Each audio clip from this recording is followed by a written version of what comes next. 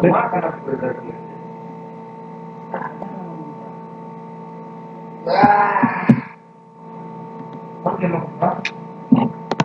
terima kasih untuk kawan-kawan yang sudah menempatkan waktunya untuk bergabung dengan webinar kami ini. Hari ini tanggal 14 Mei 2022, kami dari kelompok 25 Pengembangan Sumber Daya Air Teknik Sipil Universitas Negeri Medan mengadakan mini webinar yang bertemakan tentang pengendalian pencemaran air sungai. Di sini saya Benediktus Situang sebagai moderator, sekaligus nantinya sebagai pemateri. Saudara Tony Pratama sebagai pemateri pertama yang membawakan topik pengertian dan apa-apa saja sumber dan penyebab pencemaran air sungai. Saudara Sakot Gong Hasibuan sebagai pemateri 2 yang membawakan topik tentang dampak apa saja yang terjadi dari pencemaran air sungai dan bagaimana cara pengendaliannya. Dalam mini webinar ini kami mengharapkan kawan-kawan bisa mengaktifkan kameranya bagi yang tidak berhalangan. Baiklah, langsung saja untuk pemateri pertama, Saudara Tony Pratama, kami persilahkan.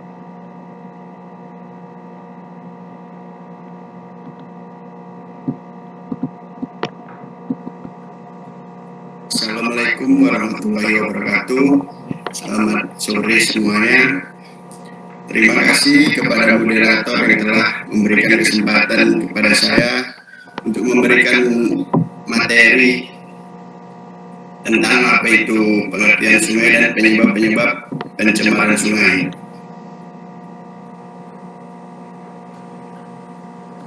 Sebelumnya perkenalkan, nama saya Tony Pratama, asal dari Padang, Sumatera Barat,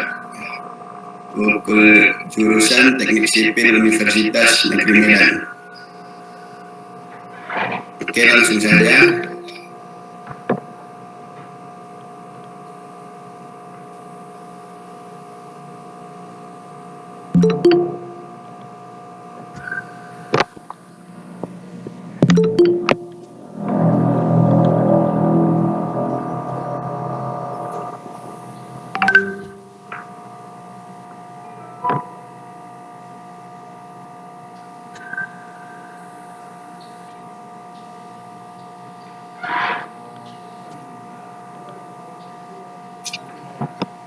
Oke, di sini saya akan memaparkan pengertian dan penyebab pencemaran air sungai. Yang pertama, adapun pengertian sungai. Sungai adalah tempat-tempat dan wadah-wadah serta jaringan pengaliran air mulai dari mata air sampai muara dengan dibatasi kanan dan kirinya serta sepanjang pengalirannya oleh garis sempadan. Sungai juga bisa diartikan sebagai bagian permukaan bumi yang letaknya lebih rendah dari tanah sekitarnya dan menjadi tempat mengalirnya air tawar menuju laut, danau, rawa, atau ke sungai yang lainnya. Atau juga bisa sungai disebut adalah bagian dari permukaan bumi yang karena sifatnya menjadi tempat air mengalir, jadi dapat disimpulkan bahwa sungai adalah bagian dari daratan yang menjadi tempat-tempat aliran air yang berasal dari mata air atau curah hujan.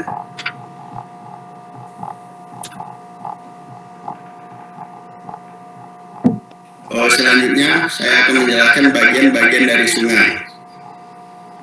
Bagian-bagian sungai bisa dikategorikan menjadi 3, yaitu bagian hulu, tengah, dan hilir. Adapun yang pertama, bagian hulu memiliki ciri-ciri, yaitu yang pertama, arusnya deras, daya erosinya besar, arah erosinya terutama bagian dasar sungainya vertikal, palung sungai berbentuk V dan lerengnya cembung atau konveks. Kadang-kadang terdapat air terjun atau jeram yang tidak terjadi pengendapan. Yang kedua, bagian tengah.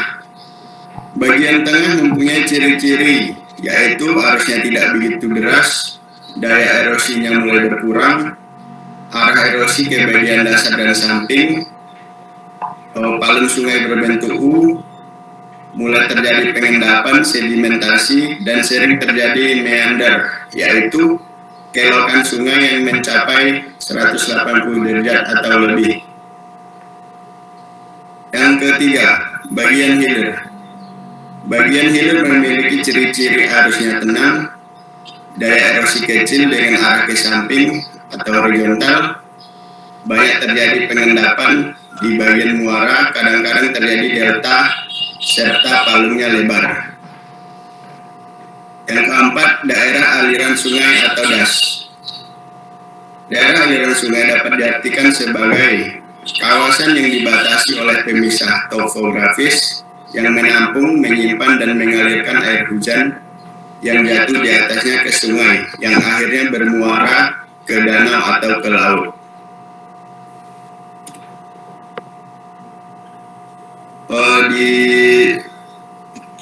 Di bagian-bagian sungai tadi dijelaskan yaitu daerah sempadan.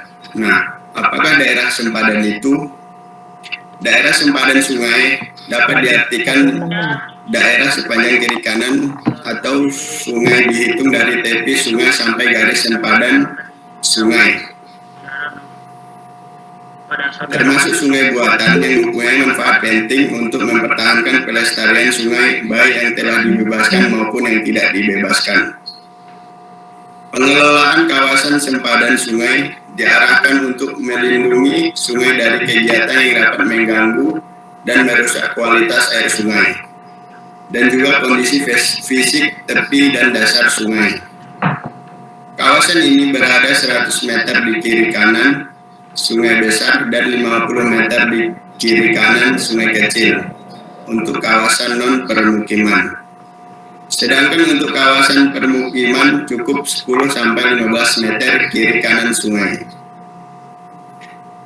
Namun, kenyataan di lapangan, sungai-sungai tersebut sudah mulai terganggu fungsinya akibat aktivitas yang berkembang di sekitarnya, atau yaitu berupa intervensi bangunan, sampah yang mendesak badan sungai. Akibat dari terganggunya ekosistem sungai tersebut dapat kita lihat pada saat sekarang, seperti kualitas air sungai yang terus menurun dan memburuk, apalagi jika pada musim penghujan dan terjadinya banjir.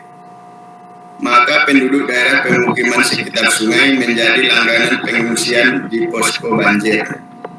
Tidak terhitung kerugian material dan moral akibat rusaknya daerah aliran sungai. Untuk mencegah lebih besarnya kerugian akibat dari kerusakan sungai, maka dilakukan penataan daerah sempadan sungai. Maksud dari penataan daerah sempadan sungai adalah sebagai upaya agar kegiatan konservasi, pendayagunaan, pengendalian atas sumber daya yang ada pada sungai dapat dilaksanakan dengan tujuannya antara lain: yang pertama, agar fungsi sungai tidak terganggu oleh aktivitas yang berkembang di sekitarnya. Yang kedua, agar kegiatan pemanfaatan dan upaya peningkatan nilai manfaat sumber daya yang ada pada sungai dapat memberikan hasil secara optimal. Yang ketiga, menjaga kelestarian fungsi sungai. Dan yang keempat, agar daya rusak air terhadap sungai dan lingkungannya dapat dibatasi. Untuk yang materi berikutnya, kita masuk ke definisi pencemaran air sungai. Pencemaran air sungai yaitu masuknya makhluk hidup, zat energi, ya cukup.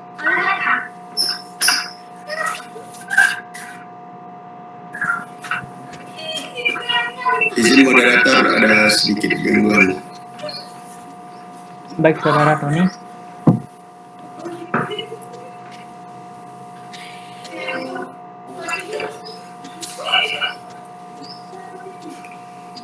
Oke, saya lanjutkan. Tadi masuk ke definisi pencemaran air sungai. Pencemaran air sungai yaitu masuknya makhluk hidup, zat atau energi atau komponen lain ke dalam air, sehingga kualitas air turun sampai ke tingkat tertentu yang menyebabkan air tidak berfungsi lagi sesuai dengan peruntukannya. Air dapat tercemar oleh komponen-komponen anorganik, diantaranya berbagai logam berat yang berbahaya. Komponen-komponen logam berat ini berasal dari kegiatan industri. Kegiatan industri yang melibatkan penggunaan logam antara lain induksi tekstil, pelapisan logam, cat atau tinta warna, percetakan, bahan agrokimia, dan lain-lain. Beberapa logam berat ternyata telah mencemari air atau melebihi batas yang berbahaya bagi kehidupan. Adanya logam berat di lingkungan perairan telah diketahui dapat menyebabkan beberapa kerusakan pada kehidupan air.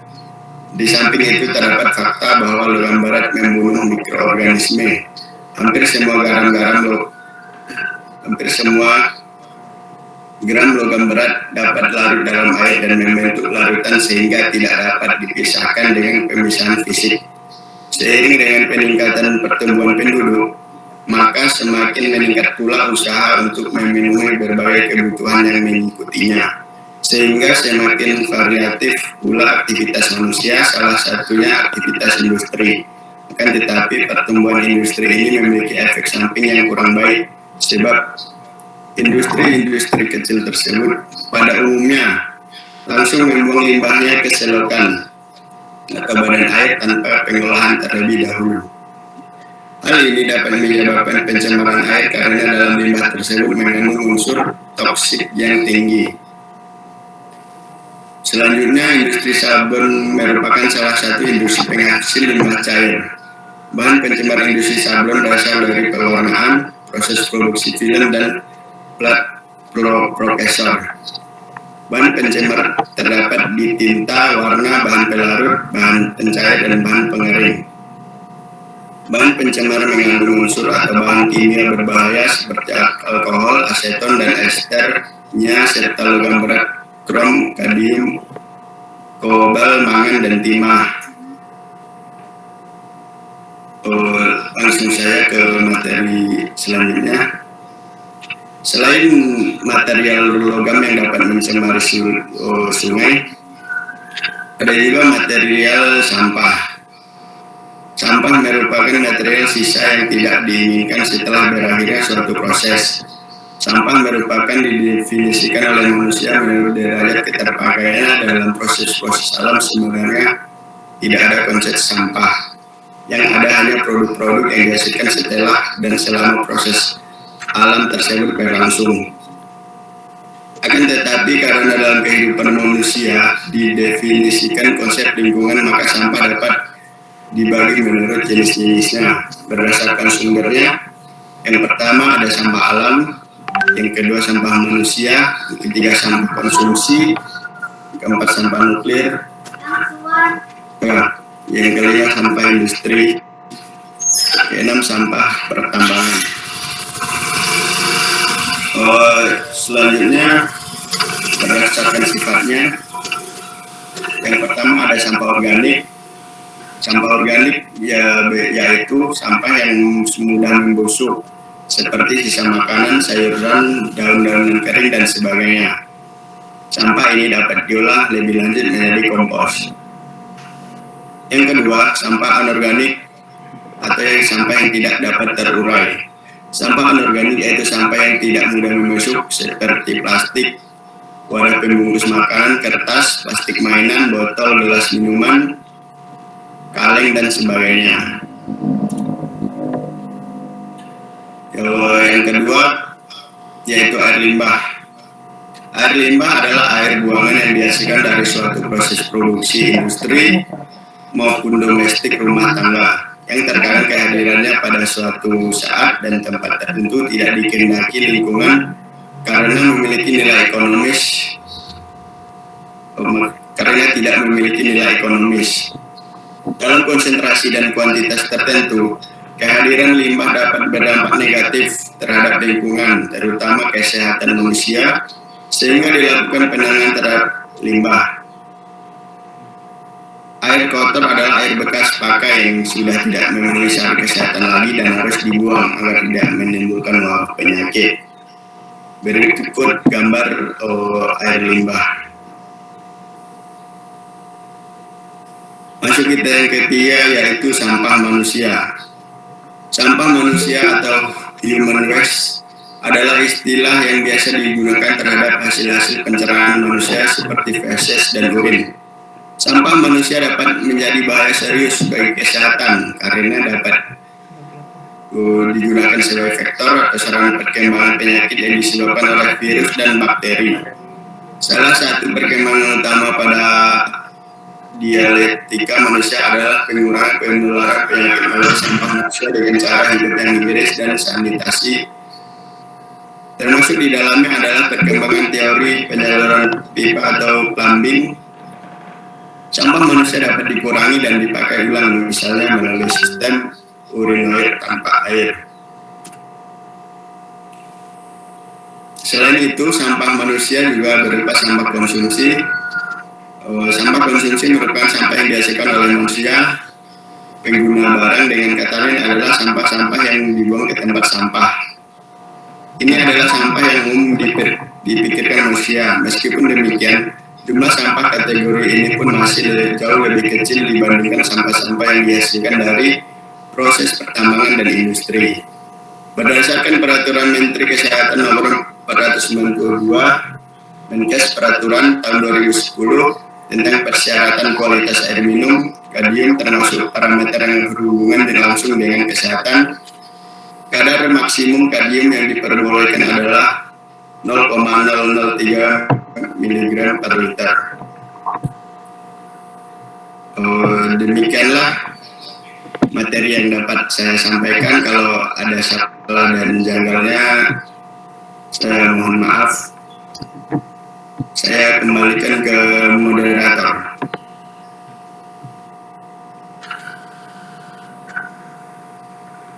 Baiklah, terima kasih Saudara Tony Pratama.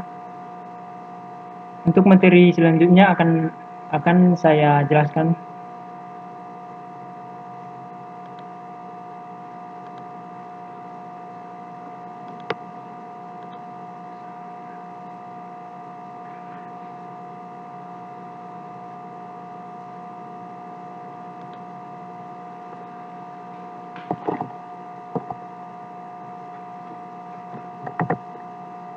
Untuk materi selanjutnya yaitu tentang indikator utama pencemaran air sungai. Kondisi air yang tercemar akan berubah dan mempunyai beberapa ciri khusus yang membedakan dengan air bersih. Pencemaran air adalah masuknya atau dimasukkannya makhluk hidup, zat energi, atau komponen lain ke dalam air oleh kegiatan manusia sehingga kualitas air turun sampai ke tingkat tertentu yang menyebabkan air tidak dapat berfungsi sesuai peruntukannya. Ini diatur dalam Peraturan Pemerintah Nomor 82 Tahun 2001. Beberapa literatur menuliskan bahwa ciri air tercemar diantaranya adalah bahwa badan air yang tercemar ditandai dengan warna gelap, berbau, menimbulkan gas, mengandung bahan organik tinggi, kadar oksigen terlarut rendah, matinya kehidupan di dalam air, umumnya ikan, dan air tidak lagi dapat dipergunakan sebagai bahan baku air minum. Pencemaran air sungai juga dapat diamati langsung dari indikator atau perubahan yang terjadi pada air, diantaranya sebagai berikut. Yang pertama, perubahan pH atau konsentrasi ion hidrogen. Yang kedua, perubahan warna, bau, dan rasa air. Yang ketiga, perubahan suhu air. Yang keempat, timbulnya endapan, koloidal, dan bahan terlarut. Yang kelima, mikroorganisme. Yang pertama, perubahan pH dan konsentrasi ion hidrogen.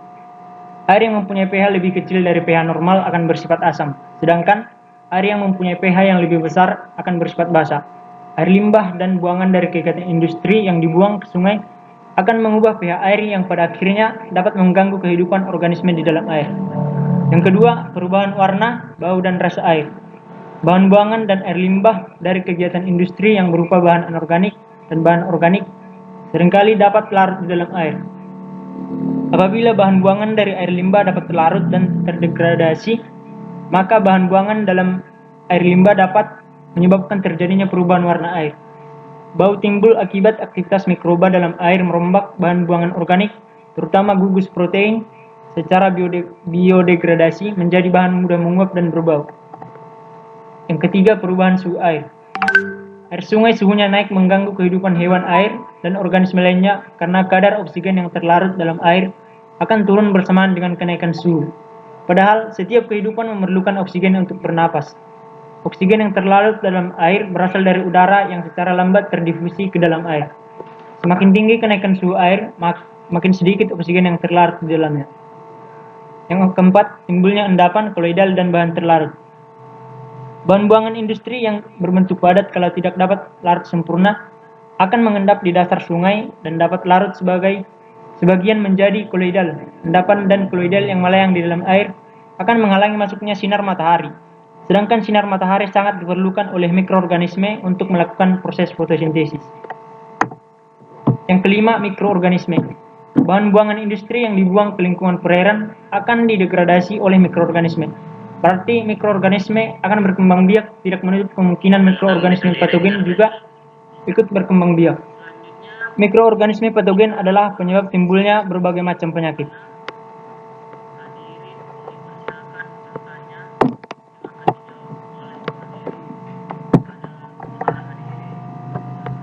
Baiklah, demikian materi tentang indikator utama dalam pencemaran air sungai.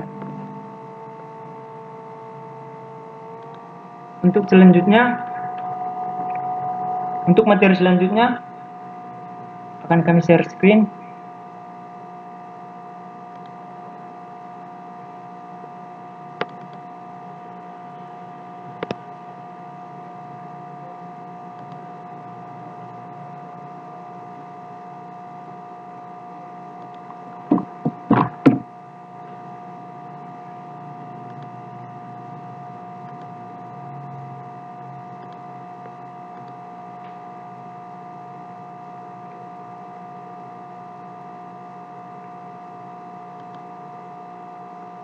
Untuk materi dampak dan cara pengendalian pencemaran air sungai akan dibacakan oleh Saudara Sakot Hasibuan. Silakan, Saudara Sakot. Assalamualaikum warahmatullahi wabarakatuh. Sebelumnya saya izin tidak on cam gara-gara jaringan di tempat saya kurang memadai. Jadi di sini saya akan membahas dampak dan cara pengendalian pencemaran sungai.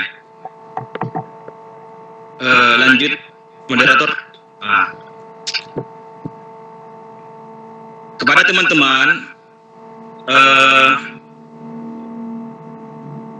bagaimana menurut pendapat Anda tentang gambar-gambar ini? Ada yang bisa memberikan pendapat? Izin Kak. Silakan. Assalamualaikum warahmatullahi wabarakatuh. Waalaikumsalam warahmatullahi Perkenalkan nama saya Hasibuan. Saya berasal dari Roma, Kabupaten Banyumas. Menurut saya gambar di atas Kak, sungai tersebut pasti bau, airnya tidak dapat digunakan dan banyak kuman. Dan akibat sampah tersebut, sungai akan mengalami kecemaran dan mengakibatkan kebanjiran. Terima kasih Kak. Assalamualaikum warahmatullahi wabarakatuh. Terima kasih pendapatnya Saudara Nikmat Sonangan tadi ya. Pada teman-teman yang lain, ada lagi yang ingin memberikan pendapat mengenai gambar di atas, gambar di layar.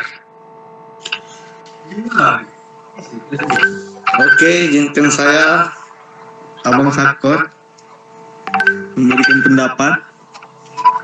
Silakan. Perkenalkan, nama saya Muhammad Jahid Arhab, asal dari Singkuan. Setelah saya perhatikan, gambar di atas merupakan salah satu kelalaian manusia, yang mana manusia membuang sampah sembarangan. Akan tetapi, pada dasarnya, manusia membuang sampah itu dikarenakan oleh pemerintah setempat yang tidak menyediakan sebuah tempat sampah atau yang kurangnya cara pengolahan sampah tersebut. Maka masyarakat tersebut dengan seenaknya membuang sampah. Lalu bagaimana menurut Bung Sakot solusinya agar sampah itu tidak dibuang dengan sembarangan lagi? Sekian, terima kasih. Oke, saya kunci ya pertanyaan dari Saudara Muhammad Jahid. Nanti saya akan jawab. Ada lagi teman-teman yang ingin memberikan pendapat mengenai gambar di layar.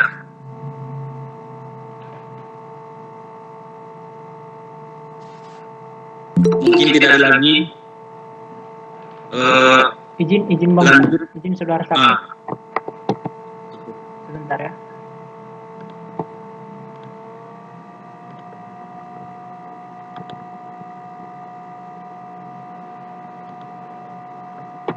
Silahkan lanjutkan.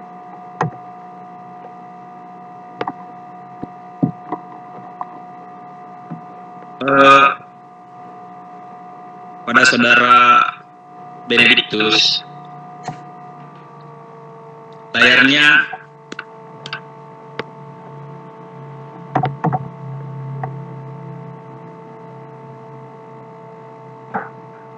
oke. Kepada Saudara Muhammad Jaid tadi, jawabannya di akhir ya kita jawab ya. Oke, Bang. Jadi dampak dari pencemaran air sungai ini terbagi beberapa macam. Pertama, dampak terhadap kesehatan manusia. Bisa teman-teman lihat dampaknya di layar ya.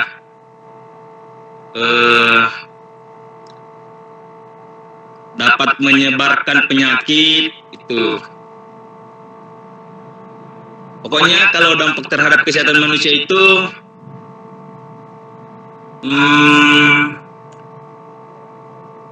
limbah cair yang dibuang ke sungai tadi akan berdampak sebagai media atau penyalur penyebar penyakit. Sebab jumlah air bersih yang tersedia berkurang.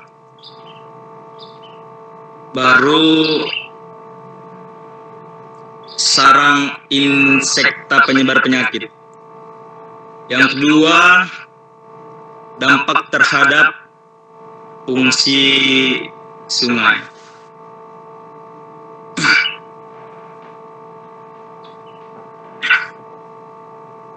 Air limbah yang masuk ke sungai mencemari air sungai. Baru air sungai tidak lagi berfungsi sesuai peruntukannya. Akibat dari pencemaran air ini, pertama, air tidak dapat dimanfaatkan sesuai peruntukannya. Kedua, punahnya spesies air atau spesies ikan dan lain-lain. Baru keseimbangan lingkungan terganggu. Lanjut Saudara Ben.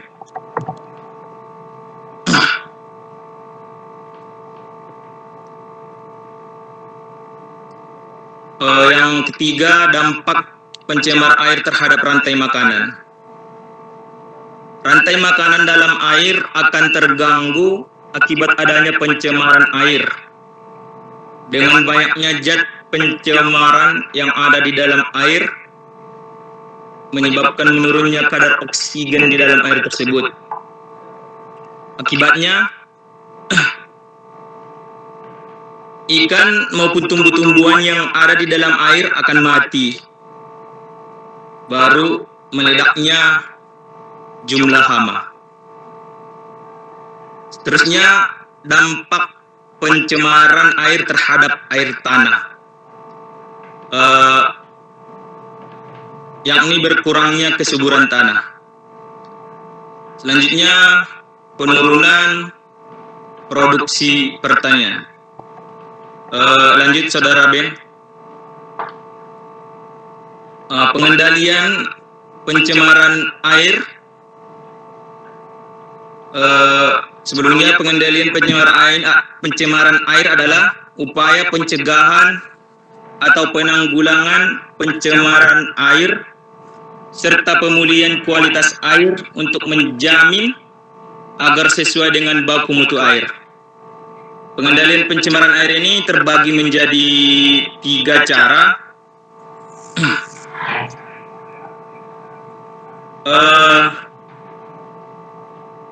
Ini juga bisa menjadi jawaban terhadap pertanyaan dari saudara Muhammad Zaid tadi. Solusi kan? Jadi ada 3 cara. Yang pertama cara administratif, yang kedua cara teknologis, dan ketiga cara edukasi. Lanjut Ben. Cara administratif ini maksudnya memastikan bahwasanya air sungai itu masih sesuai dengan peraturan. Misalnya ini menerapkan standar kualitas air sungai, baku mutu kualitas air limbah industri, pelaporan dan pemantauan lingkungan. Yang kedua adalah secara teknologis, yaitu penerapan produksi bersih. Kedua, penyediaan dan pengoperasian instalasi pengelolaan air limbah atau IPAL. Yang terakhir, secara edukatif, yaitu misalnya penyuluhan terhadap masyarakat akan pentingnya lingkungan dan bahaya pencemaran lingkungan.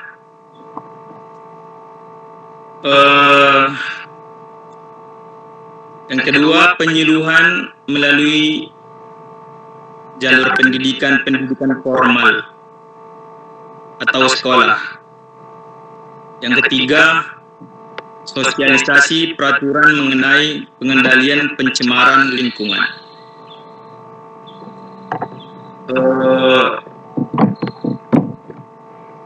Mungkin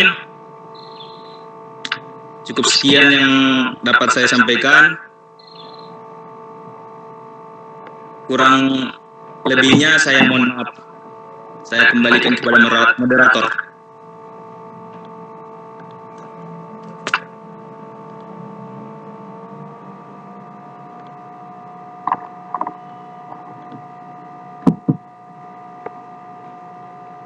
Baiklah, demikian materi yang bisa kami sampaikan dari mini webinar kami ini yang bertemakan tentang pengendalian pencemaran air sungai.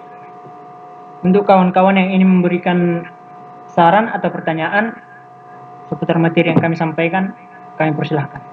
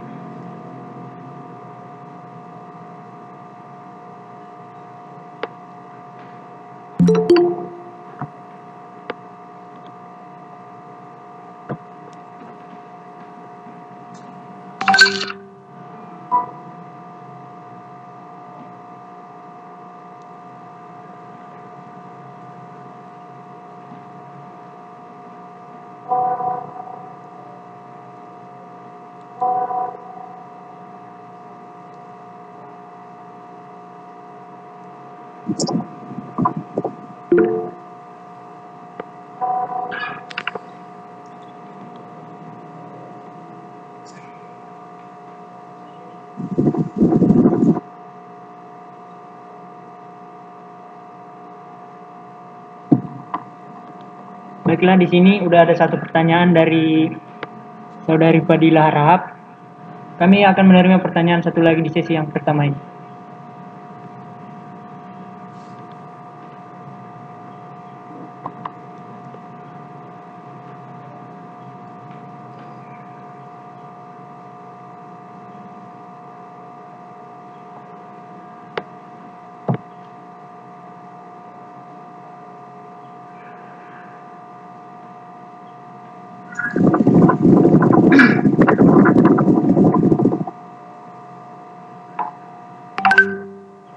Hikmat auto.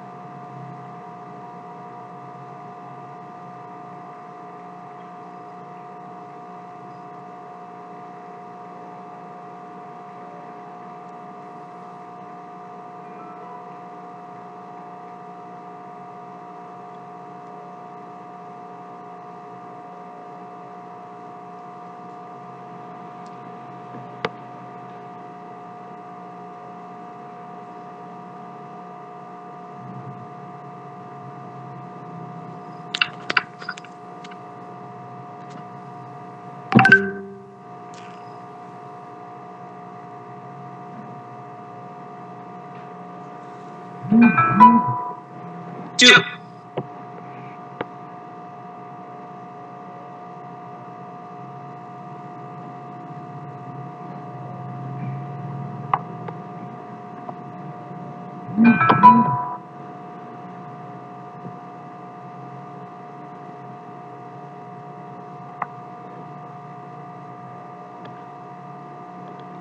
Baiklah, mungkin kawan-kawan masih memikirkan pertanyaannya. Untuk itu kami pertama sekali menjawab pertanyaan dari Saudari Fadila Harahap.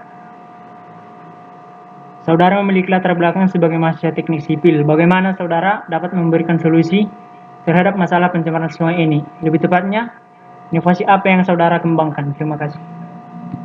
Menurut kelompok kami, untuk mencegah pencemaran air ini, kita bisa melakukan pengolahan limbah dengan benar. Misalnya tidak membuang sampah limbah ke sungai, agar tidak terjadi pencemaran sungai. Yang kedua, menggunakan bahan-bahan yang ramah lingkungan. Misalnya menggunakan bahan-bahan organik biar bisa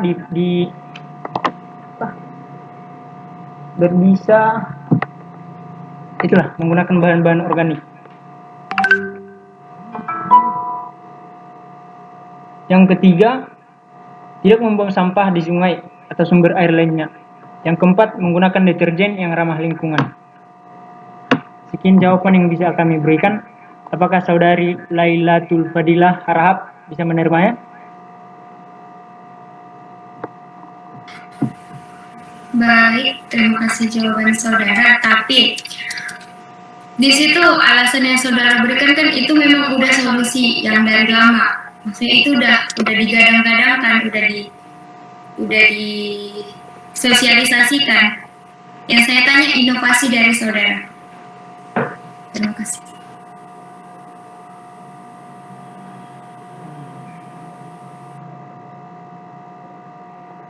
Baiklah, sebentar kami pikirkan lagi jawabannya.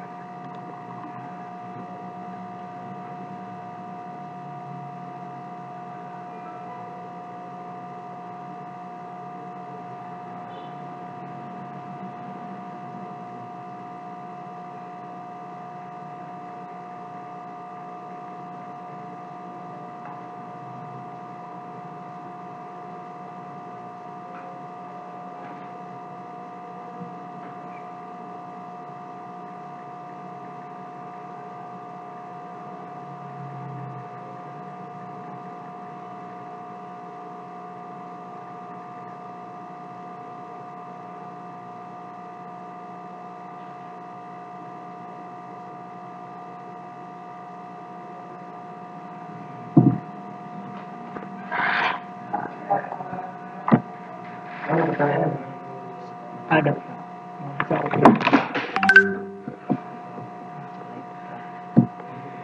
Berapa orang yang pernah? Dia mah kok record lupa. Record? Iya. Kan record. Kalau ontik aja kau ngapain ya? Internal dan eksternal ya. Ada pertanyaan. Mana jawabnya? Anak-anak ini. Siapa itu? Berapa orang dia? Berapa orang dia? Yang masuk? Cuma dia 40. Aduh, makasih banget. Apa kau belum?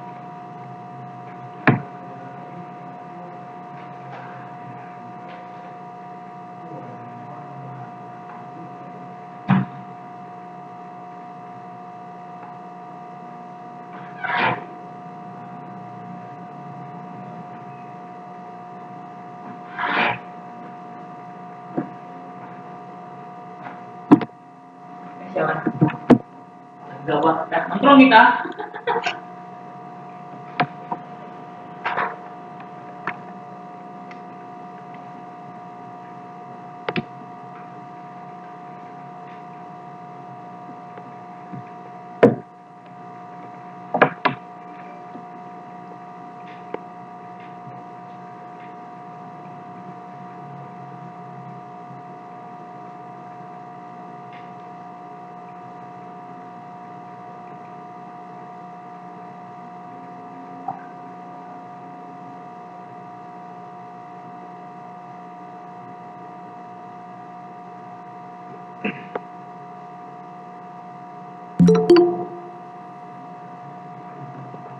Gabung sini.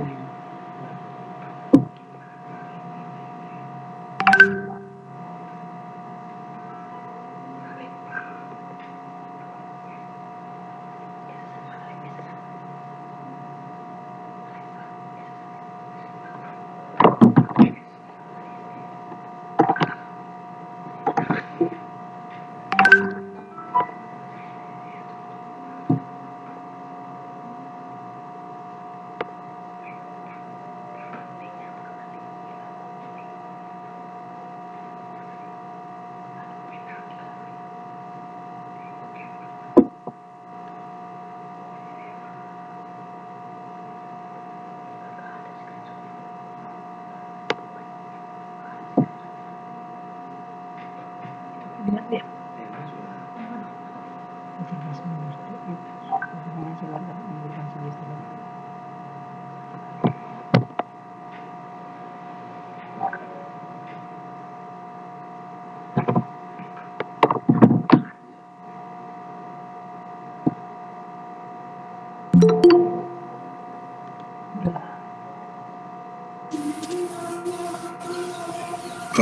Izin moderator. Ya silakan saudara Tony. Izin menjawab dari pertanyaan dari Kak Fadilah Hara tadi. Izin menambahkan, dalam bidang teknik sipil kan biasanya menggunakan bahan-bahan seperti semen dan juga air dan juga peralatan-peralatan lainnya. Air bekas semen ataupun semen sisa-sisa dari penggunaan untuk bangunan tersebut bisa dihilangkan dengan cara bisa saya dikubur ataupun dipendam itu, dan juga dilarutkan dengan bahan pelarut air semen dengan cara reduction, atau dalam bahasa Indonesia adalah dengan mencuci air semen tersebut dengan air pelarut semen yang sudah disediakan, maka limbah yang dihasilkan tidak lagi berbahaya untuk sungai ataupun sumber air di dekat pembangunan proyek tersebut. Itu misalnya, Kak.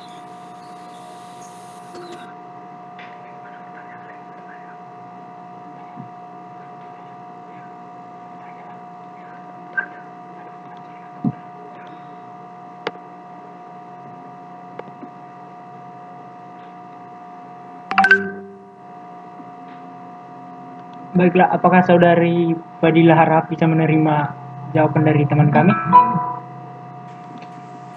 Baik, terima kasih.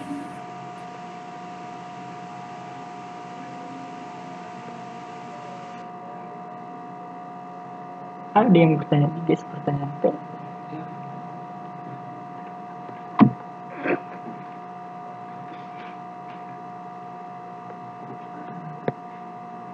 Saya harus berbagi bertanya sejalan dengan penanganan sampah di jalan.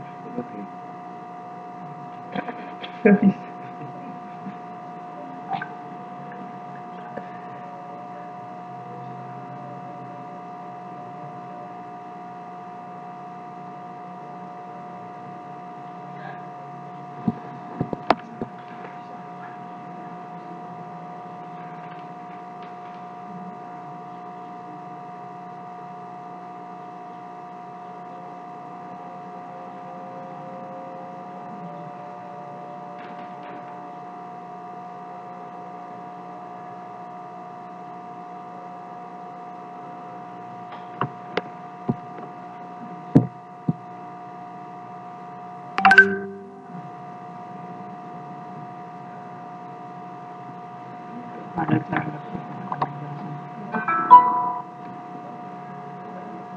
langsung.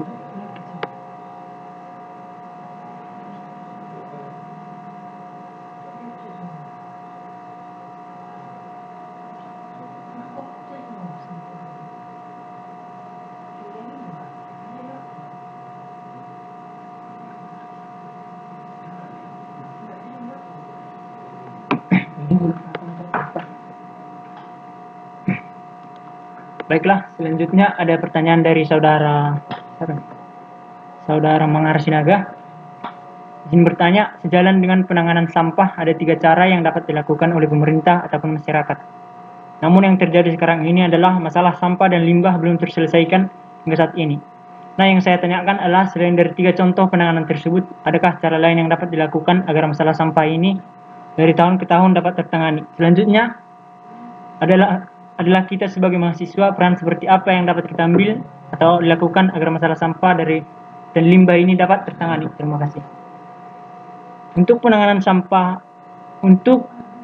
sampah ini sebenarnya itu dari kesadaran diri seseorang yang membuang sampah sembarangan. Misalnya membuang sampah ke sungai. Padahal pengolahan sampah ini bisa kita lakukan dengan mengubur atau membakarnya agar tidak menimbulkan pencemaran air sungai tersebut.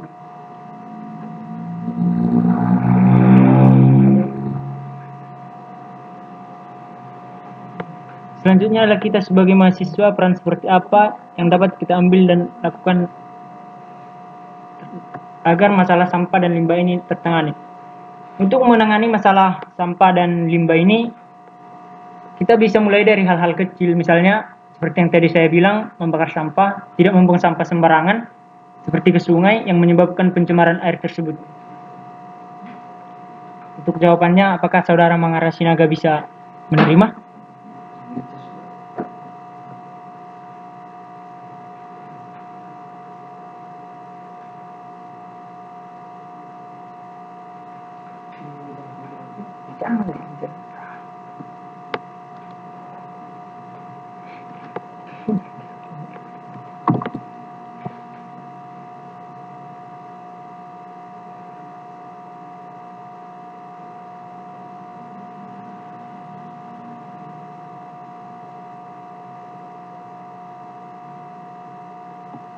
Saudara Mangar Sinaga?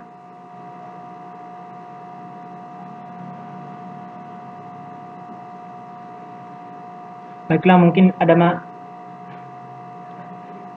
aku on komputer. Saudara Mangar Sinaga, apakah bisa menerima jawaban dari kami?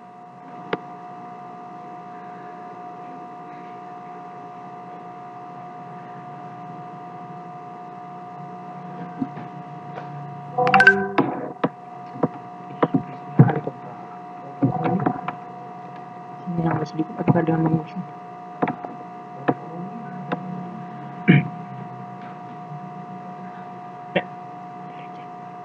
Oh ya, baik. Mic-nya rusak ya.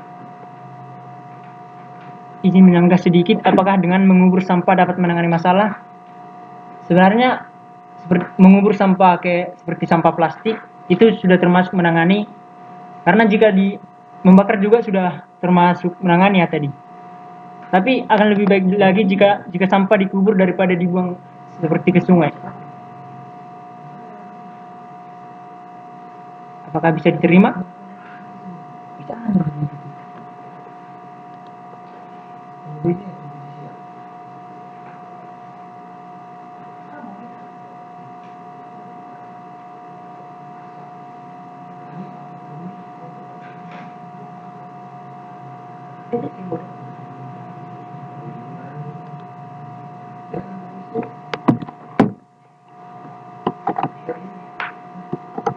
Tapi kalau dikubur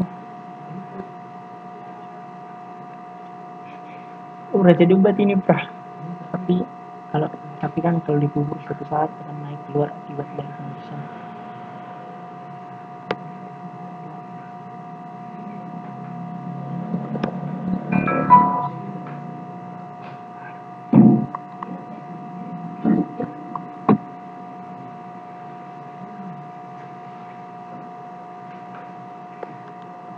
Tapi kan kalau dikubur suatu saat akan naik keluar akibat dari pengekisan yang dilakukan oleh air hujan. Ya memang betul seperti itu. Itu khusus untuk sampah-sampah yang anorganik seperti plastik, botol. Tapi untuk itulah tadi saya bilang sebenarnya dikubur sama dibakar itu lebih baik dibakar ya.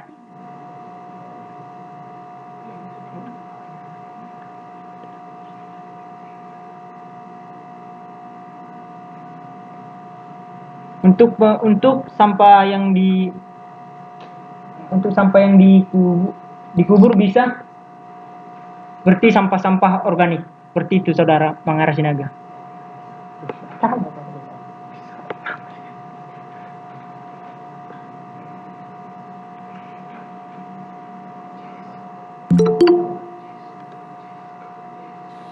Izin moderator, izin menyanggah sedikit. Oh ya baik Saudara. Baik, terima kasih atas penjelasannya. Namun yang menjadi permasalahan sekarang adalah kan sampah ini kan bukan masalah sepele atau masalah jangka pendek, namun ada juga risiko jangka panjang. Jika saudara mengatakan dikubur, nah berpikir secara logika air hujan pasti akan datang, lama-kelamaan pasti akan melakukan pengikisan tanah. Nah jika dibakar pasti akan menyebabkan asap, yang dimana asap ini akan mengakibatkan polusi pada udara. Nah yang perlu harus dilakukan adalah harus seperti apa penanganan masalah ini agar masalahnya dapat terselesaikan begitu. Kita kan mencari solusi agar masalah sampai dapat tertangani begitu.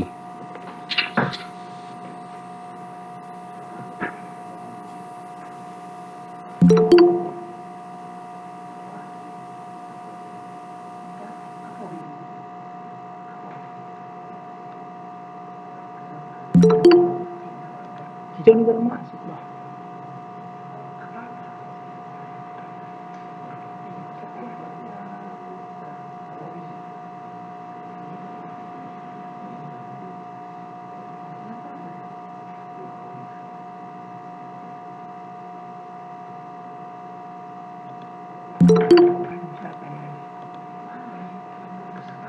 Untuk memperjelas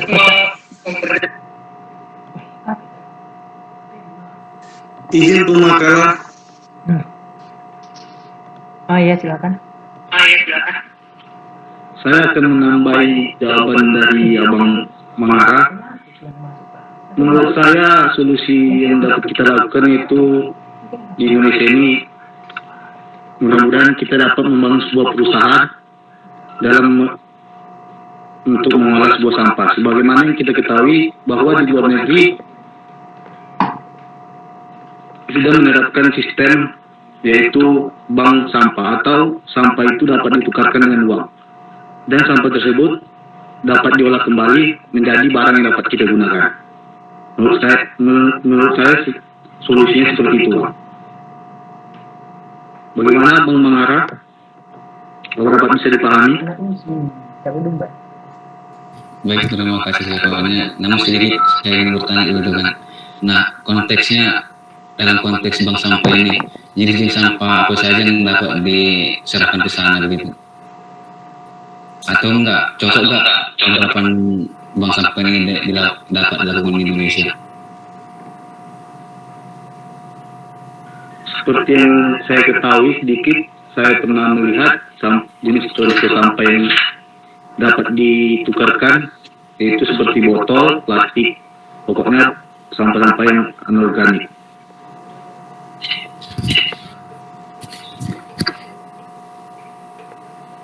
Baik, terima kasih.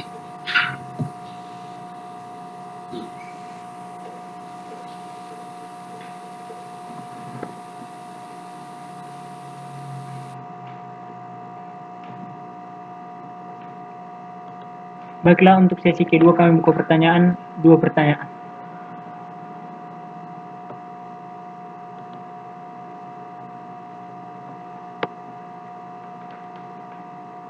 Aku nggak bisa ngomong apa yang dia sama yang dulu.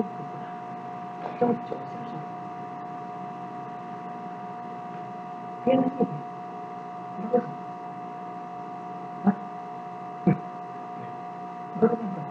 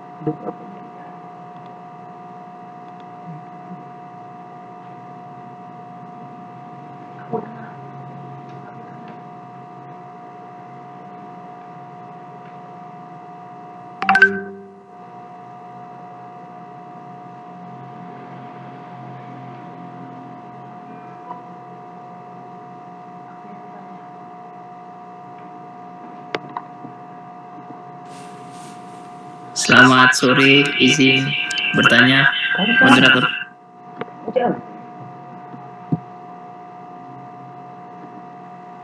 situ. Ya, silakan. Ya, silakan Saudara Farhan. Cepat.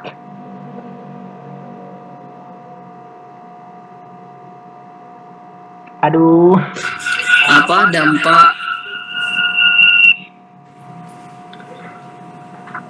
Sorry, sebentar.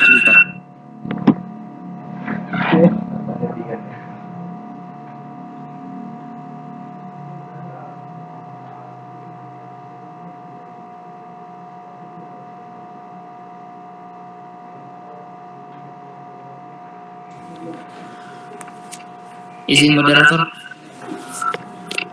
Ya, silahkan Saudara Farhan Andika. Apa dampak dari pencemaran air sungai terhadap organisme tanah dan kesuburan tanah? Terima kasih.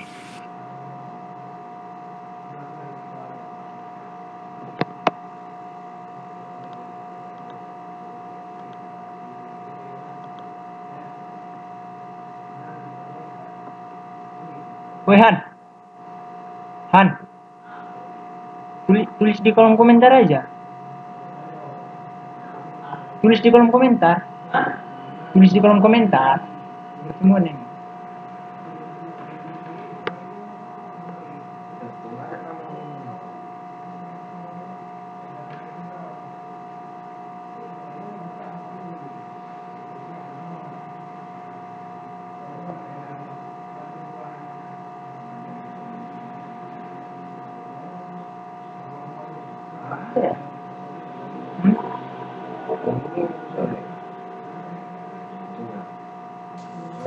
Izin moderator izin menjawab. Nah, silahkan Saudara Doni Pratama.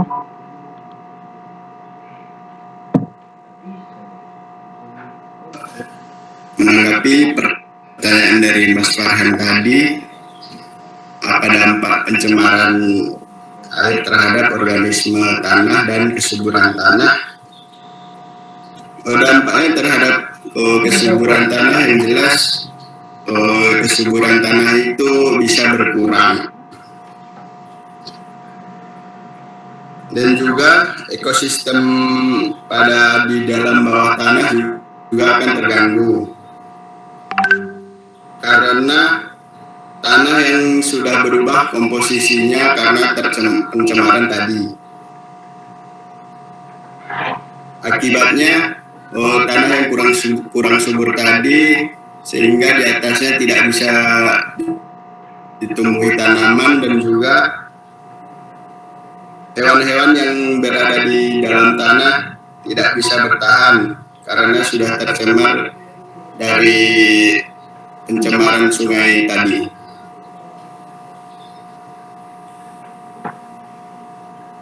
Apakah jawaban bisa diterima, Mas Farhan?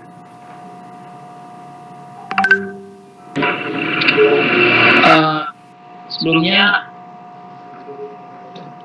izin menambahkan ya. Apa gini, pertanyaan saya, apa yang tadi Mas jawab itu sebenarnya sedikit sudah benar, cuman apa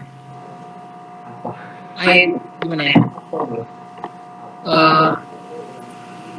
Apa penyebab air, zat apa yang menyebabkan air sungai itu yang mempengaruhi terhadap kesuburan tanah gitu Mas?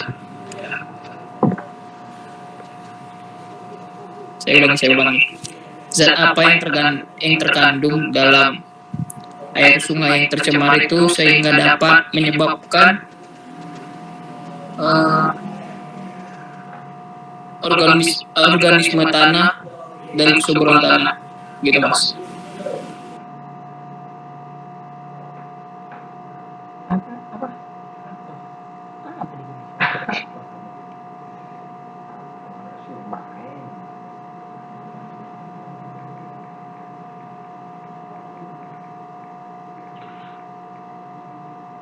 Izin pemakalah menanggapi pertanyaan dari Bang Farhan.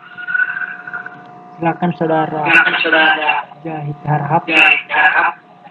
Menurut saya Bang, zat yang terkandung di dalam air tersebut yaitu zat asam yang diakibatkan oleh faktor-faktor sisa makanan, yang mana sampah tersebut mempunyai sisa-sisa atau bahan-bahan kimia sehingga dapat mempengaruhi zat asam air tersebut.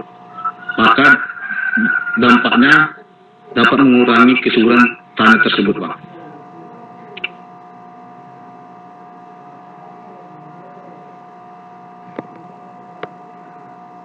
Bagaimana Bung Farhan?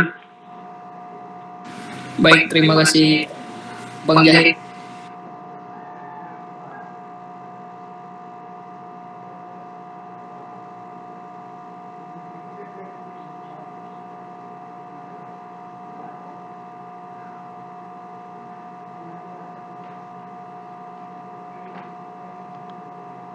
Baiklah, apakah tidak ada yang ingin bertanya lagi?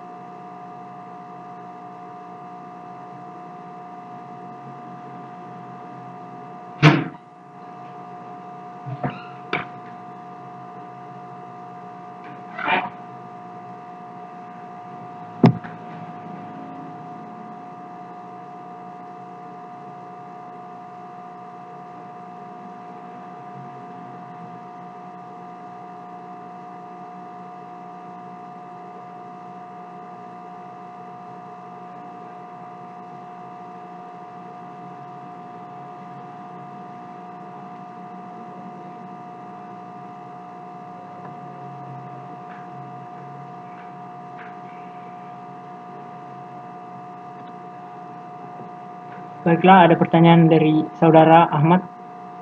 Manakah yang lebih penting antara mendaur ulang sampah dan mengurangi sampah, dan sebutkan alasannya masing-masing. Menurut kami itu yang lebih penting itu mengurangi sampah, karena kebanyakan orang yang membuat sampah itu tidak tahu cara mendaur ulang sampah, sehingga itulah yang menyebabkan terjadinya pencemaran yang diakibatkan oleh sampah.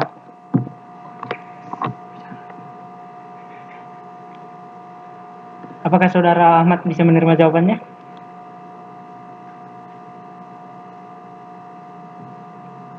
Boleh diulang moderator?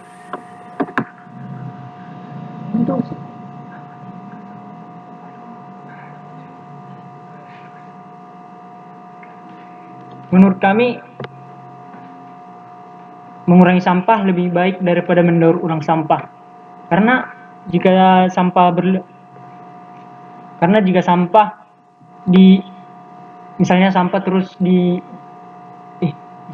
terus bertambah, dan lama kelamaan akan susah mendaur ulangnya. Dan kebanyakan orang tidak tahu cara mendaur ulang sampah. Apakah saudara Ahmad bisa menerima? Izin menambahkan moderator.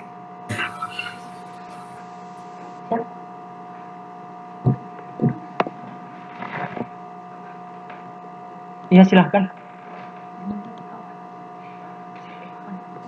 Ya, izin menanggapi ya Bang. Menurut kami, sesuai dengan peribahasa ya Bang, lebih baik mencegah daripada mengobati ya, gitu aja Bang. Dengan mengurangi sampah, maka tidak akan terjadinya mendaur ulang sampah gitu Bang.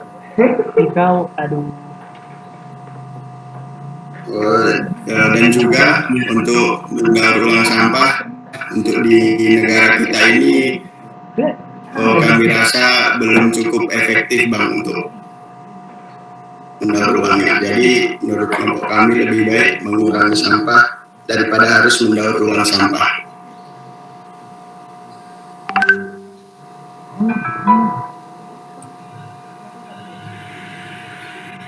Ingin bertanya lagi? Kalau api sampah, apa ada penyebab yang terjadi? Terima kasih.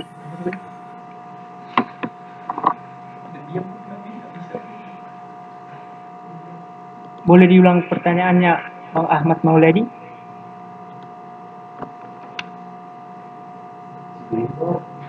Kan tadi menurut kalian yang lebih penting yaitu mengurangi sampah. Jadi kalau untuk proses daur ulang, apakah ada penyebab yang dialami ketika daur ulang? Terima kasih.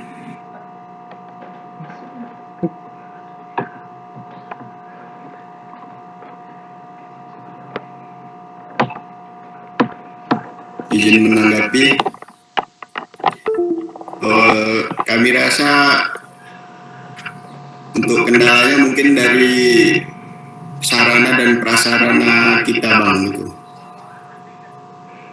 yang belum cukup memadai untuk melakukan mendaur ulang sampah. Bukan berarti tidak bisa mendaur ulang Bang, tapi kurang efektif gitu Bang.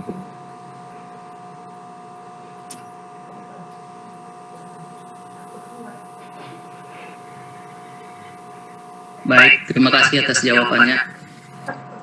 Sekian, terima kasih. Boleh, aku mau main aja.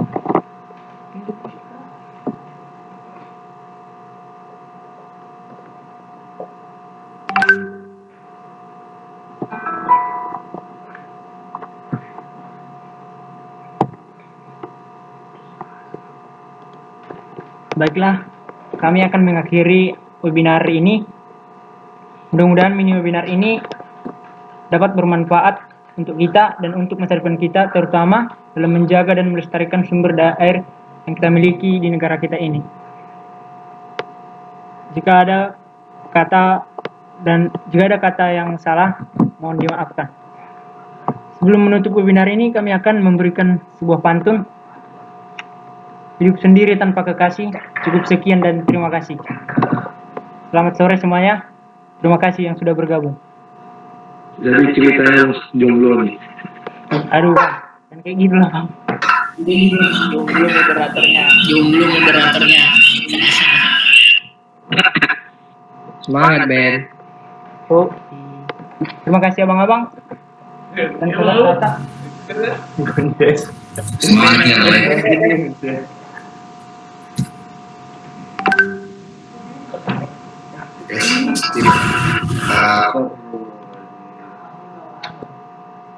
Terima kasih Benedictus.